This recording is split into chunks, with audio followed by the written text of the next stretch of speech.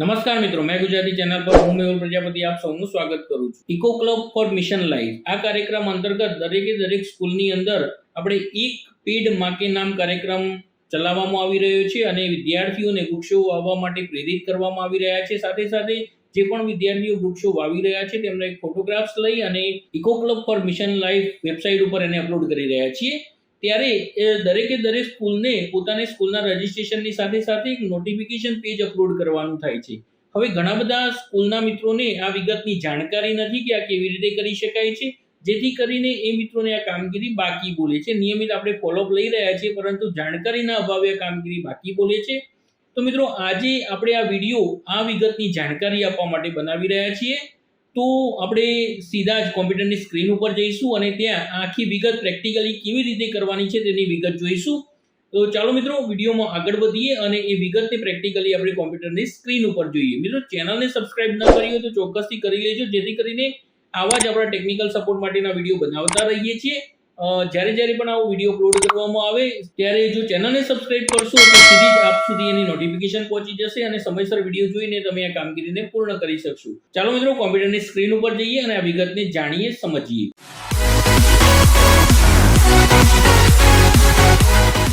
તો મિત્રો, જે રીતે આપણે વાત કરી કે eco club for mission Life અંતર્ગત દરેક સ્કૂલને નોટિફિકેશન અપલોડ કરવાનું થાય છે. તો નોટિફિકેશન આપણે અહીંયા સૌથી પહેલા ગૂગલ ક્રોમમાં જઈશું, ત્યાં સર્ચ બારની અંદર આપણે ઇકો ક્લબ લખીશું. તો ઇકો ક્લબ લખીશું ત્યારે સૌથી પહેલા જ આપણને અહીંયા ઇકો ક્લબની જે મેઇન વેબસાઇટ છે તે જોવા મળી જાય છે. ત્યાં ક્લિક કરી લઈશું તો તમે આ ફ્રન્ટ પેજ ઉપર પહોંચી જશો. મિત્રો, અહીંયા તમે જોઈ શકો છો જોઈન ધ મુવમેન્ટ, એક પેડ માકે નામ, પાર્ટિસિપેશન ફોર્મ. એટલે જે પણ બાળકોએ આ કાર્યક્રમ અંતર્ગત શાળા કક્ષાએ અથવા ઘરે વૃક્ષો વાવ્યા છે પોતાની માતાના નામે, તે બાળકની ડિટેલ, એની માતાનું નામ, ફાધરનું નામ, ક્લાસ, એજ એડ કરીને આ ફોર્મની અંદર ફોટો અપલોડ કરીશું અને ટિક માર્ક કરીને સબમિટ કરીશું તો જે તે બાળકોનું પાર્ટિસિપેશન અહીંયાથી નોંધાઈ જશે.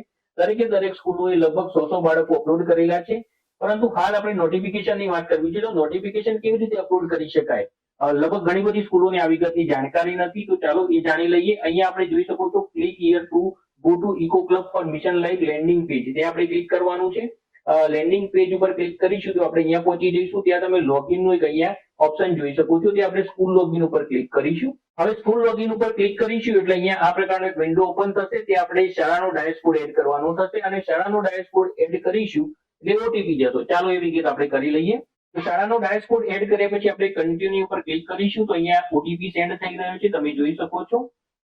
જ્યારે ઓટીપી સેન્ડ થઈ જાય છે ત્યારે અહીંયા તમે જોઈ શકો છો અહીંયા કયા ઈમેલ આઈડી ઉપર અને કયા નંબર ઉપર ઓટીપી ગયો છે તેની વિગત જણાવે છે. તો મિત્રો, અહીંયા આપણે ઓટીપી મળી ગયેલો છે એ એડ કરી અને કેપ્ચર કોડ એડ કરી સબમિટ કરી લઈશું. તો સબમિટ કરતાની સાથે તમે જોઈ શકો છો અહીંયા ન્યૂ પાસવર્ડ અને કન્ફર્મ પાસવર્ડ નું પેજ ઓપન થાય છે. તે આપણે શાળાનો ડાયસ્કોડ અથવા કોઈ પણ આપણને યાદ રહે તેવો પાસવર્ડ એડ કરી અને અપડેટ કરી લઈશું. તો અહીંયા આપણે પાસવર્ડ અપડેટ કરી લઈશું. તો અહીંયા સીધું જ નોટિફિકેશન અપલોડ કરવા માટેનું વિન્ડો ઓપન થઈ જાય છે.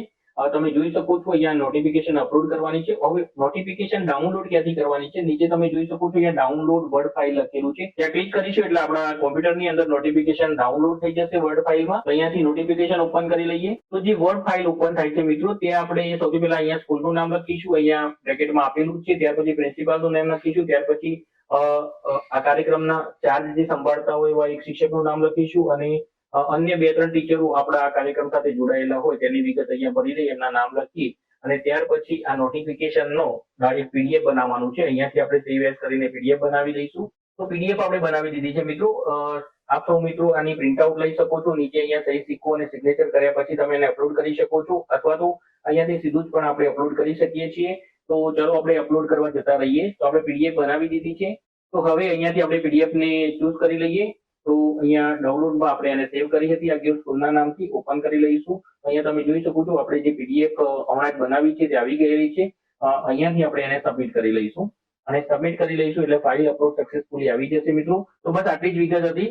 દરેક સ્કૂલે પોતાની શાળાનું આ નોટિફિકેશન પેજ અપલોડ કરવાનું થાય છે. તો આ રીતે આપણે કરી શકીએ છીએ. જો અહીંયા કોઈ ક્વેરી રહી ગઈ હોય અથવા સિગ્નેચર કરવાના બાકી રહી ગયા હોય તો અહીંયાથી તમે ફરીથી રીઅપલોડ પણ કરી શકો છો મિત્રો.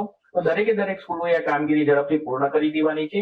અમારા ખ્યાલથી ઘણા બધા મિત્રોને એની જાણકારી ન હોવાના કારણે આટલી નાની વિગત બધાને બાકી રહી ગઈ છે અને એના કારણે બાકીમાં નિયમિત એનું ફોલોઅપ લેવાય છે. તો દરેક સ્કૂલ આ રીતે પોતાની શાળાની નોટિફિકેશનની પીડીએફ અપલોડ કરી દે. ચાલો મિત્રો, ફરી મળીશું. આવા ટેકનિકલ સપોર્ટ માટે આપણે વિડીયો બનાવતા રહીશું. અનુકૂળ આવે તો ચેનલને સબસ્ક્રાઇબ કરી લેજો, જેથી કરીને સીધા જ તમને આવા વિડીયો જ્યારે પણ યુટ્યુબ પર મૂકવામાં આવે તમારા સુધી એની નોટિફિકેશન મળી જાય અને આપ સૌને હેલ્પફુલ બની શકાય. આભાર મિત્રો. Thank you.